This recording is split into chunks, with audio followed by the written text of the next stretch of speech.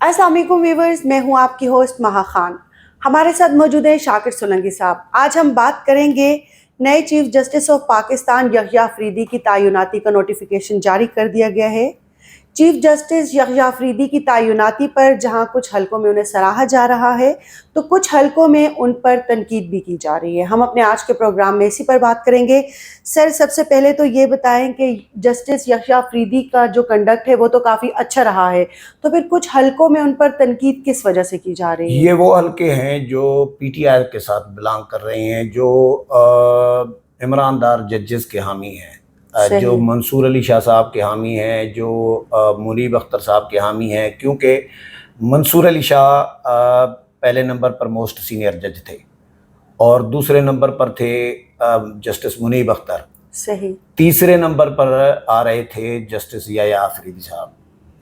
अब नई तरमीम जो की गई है उसमें पीटीआई ने उसकी मुखालफत की, हालांकि जो आईनी बेंच है वो पीटीआई की तजवीज़ थी। सही। ये मौलाना फजल रहमान की नहीं थी, और मौलाना फजल रहमान की पार्टी के जो तर्जुमान हैं असलम गौरी, उन्होंने ख़ुद मेरे प्रोग्राम में कहा था, मेरे टीवी प्रोग्राम में कहा था कि हम JUI आईनी अदालत की हामी है, आईनी बेंच की हामी नहीं है। तो फिर आईनी बेंच कहाँ से आया? तो आईनी बेंच था पीटीआई की तजवीज़ और वकला की तजवीज़। क्योंकि वकला जो हैं वो पीटीआई को आजकल वकला ही डील कर रहे हैं, रन कर रहे हैं। तो JUI के जो कामरान मुर्तज़ा साहब हैं वो भी वकील हैं। तो ये यानी बार और चैम्बर की गेम थी, कहानी थी। इन्होंने तजवीज़ दी, उसके बावजूद पीटीआई ने वोट नहीं दिया, मुखालफत में वोट दिया इस तरमीम के।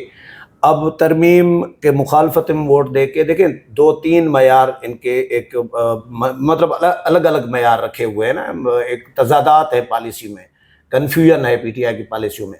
एक तरफ आप आईनी तरमीम की मुखालफत में वोट डाल रहे हैं तो आपको आईनी तरमीम को नहीं मानना चाहिए उसूलन, बिल्कुल, कि भाई आप मुखालफत में जो वोट डाल रहे हैं तो नहीं मान रहे ना।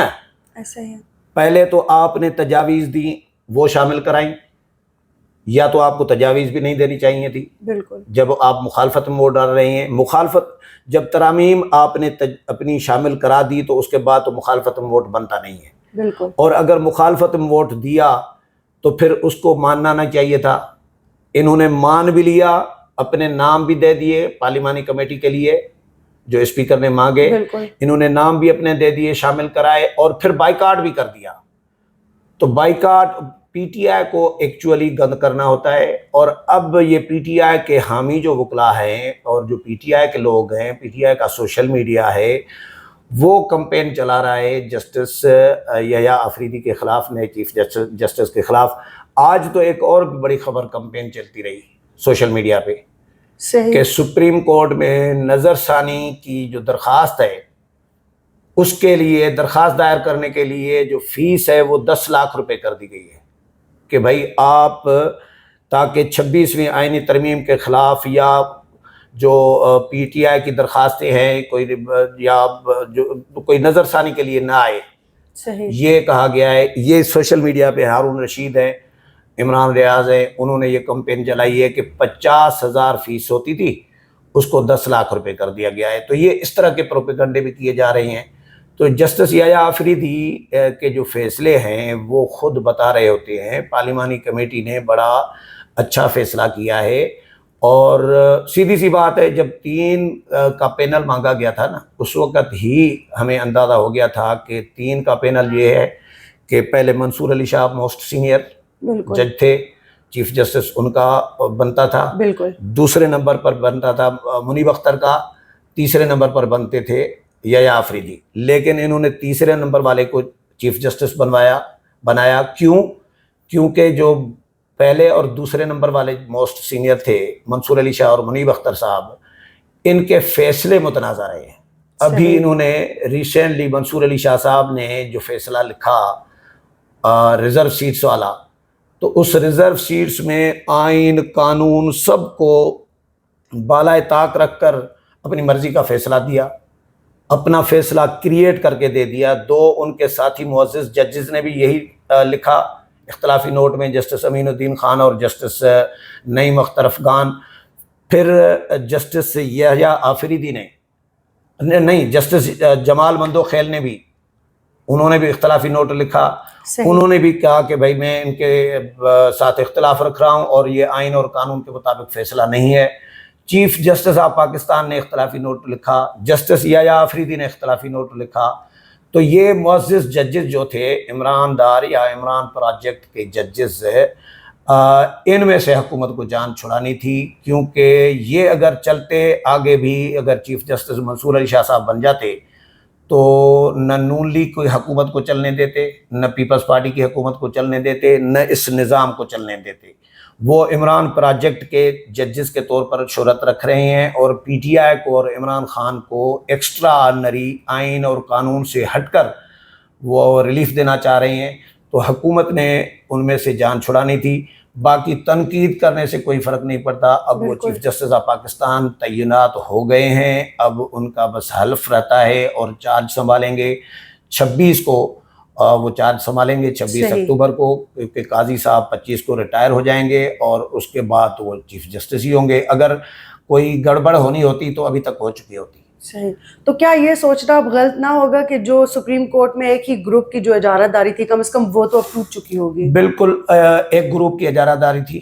یہ لاہوری ججز کا جو چیمبر ہے, لاہوری وکلاء کا چیمبر, وہاں سے یہ ججز اٹھائے جاتے تھے. خود منیب اختر صاحب کی تعیناتی پر بھی انگلیاں اٹھتی رہی ہیں کہ بھئی وہ لاہور سے بلانگ کرتے ہیں, شادی کراچی سے کی ہے, اور سندھ کے ڈومیسائل پر ان کو, سندھ کے کوٹے پر جو ہے ان کو سپریم کورٹ میں جج بھرتی کیا گیا. جسٹس احمد علی شیخ چیف جسٹس تھے سندھ ہائی کورٹ کے, ان کا حق مار کر, سندھی ججز کا حق مار کر انہوں نے اپنے چہیتوں کو جج بنایا. تو یہ ایک انہوں نے ایک لمبی ایک سوچی تھی کہ بھئی 2050 تک 2040 تک ہمارے ہی چیف جسٹس بنتے رہیں گے. انہوں نے اس طرح کا کوئی اپنا سسٹم بنایا ہوا تھا. اب اس کو توڑ دیا ہے پارلیمان نے, کیونکہ پارلیمان کی ابھی 2 مہینے پارلیمان کو سمجھے معزول کر کے رکھا ہوا تھا. پارلیمان کچھ کر نہیں پا رہی تھی. یہ جسٹس منصور علی شاہ اور جسٹس منیب اختر, ان لوگوں نے جو پارلیمان سے 2/3 چھینی گئی تو پارلیمان بے اختیار ہو گئی, بے بس تھی, پارلیمان کچھ کر نہیں پا رہی تھی.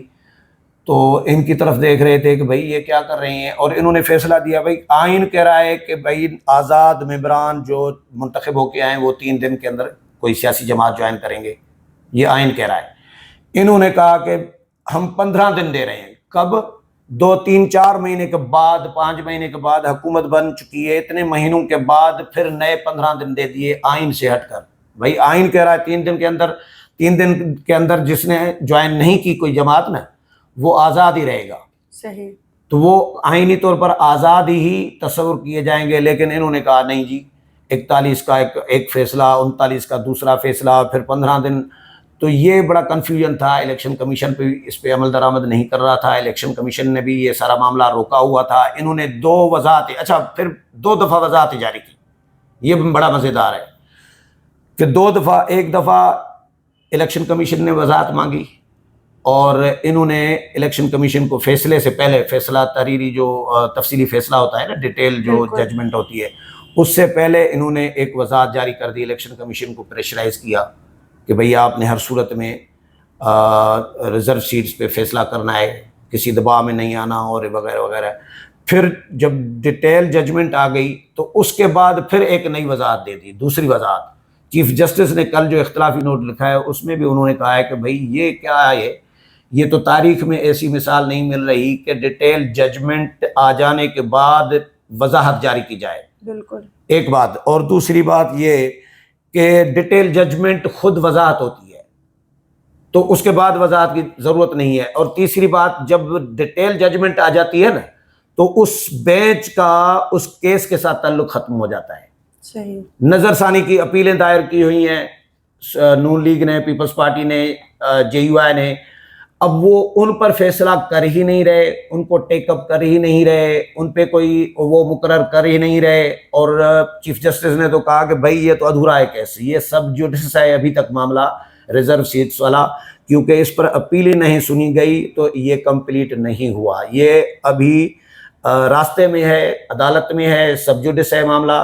اس پر ابھی عمل درآمد نہیں ہو سکتا. جو فیصلہ فائنل ہوا ہی نہیں ہے, کیس فائنل ہی نہیں ہوا, حتمی چیز ہوئی نہیں ہے, تو اس پر عمل درآمد کیسے ہو سکتا ہے؟ تو اس طرح کے جب کیسز اور فیصلے دیں گے, 63A کا منیب اختر کا فیصلہ وہ بھی متنازع, اس کو ظاہر ہے پھر نظر ثانی میں چیف جسٹس نے, وہ بھی نظر ثانی 2 سال سے نہیں لگا رہے تھے, تو وہ چیف جسٹس نے اس کو بھی ریورس کر دیا. تو ان کے متنازع فیصلے رہے ہیں. جو اجارہ داری تھی ان کی اب وہ واقعی ہی ٹوٹ گئی ہے. صحیح.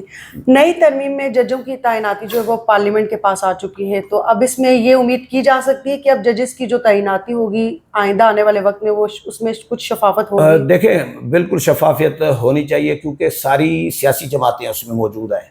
کوئی ایک جماعت تعینات نہیں کرے گی, وزیر اعظم تعینات نہیں کرے گا, پارلیمانی کمیٹی تعینات کرے گی چیف جسٹس کو. ججز کی تعیناتی جوڈیشل کمیشن نہیں کرنی ہے, لیکن جوڈیشل کمیشن میں تعداد ممبران کی بڑھا دی گئی ہے, اور اس میں پارلیمنٹرین کو بھی شامل کیا گیا ہے. اس میں بھی جو عمراندار ججز تھے ان کی تعداد کم کر دی گئی ہے. ابھی بھی امکانات موجود ہیں کہ جس دن جسٹس یحییٰ آفریدی صاحب حلف اٹھائیں گے اس دن یا اس کے 1-2 دن کے اندر شاید استعفے آ جائیں سپریم کورٹ سے. عمراندار اور عمران پروجیکٹ کے جو ججز ہیں ان میں سے کسی کا استعفیٰ بھی آ سکتا ہے, ایک سے زیادہ بھی آ سکتے ہیں. تو یہ پارلیمنٹ کو جو اختیار دیا گیا ہے یہ بالکل اس میں شفافیت اب آئے گی, کیونکہ پہلے یہی ججز اپنے بندوں کو مقرر کرتے تھے, اور جب تک ان کا بندہ تیار نہیں ہوتا تھا تب تک وہ ویکنسی خالی پڑی رہتی تھی. بھلے 2-2 سال 3-3 سال 4-4 سال وہ فل نہیں کرنے دیتے تھے کہ بھائی میرا بیٹا پڑھ رہا ہے اور میرا بیٹے کی عمر اتنی ہے, اب وہ سپریم کورٹ کے جج کے اہل ہوگا 2 سال کے بعد, تو 2 سال تک وہ سیٹ خالی رکھ کے بیٹھے ہوتے تھے. تو یہ اجارہ داری ٹوٹ گئی ہے. اب میرا خیال ہے کہ شفافیت آئے گی. بہت شکریہ. جی ویورز, یہ تھی آج کی تازہ ترین اپڈیٹس. کل ملیں گے پھر ایک نئی خبر کے ساتھ, تب تک اپنا بہت خیال رکھیے گا. اللہ نگہبان.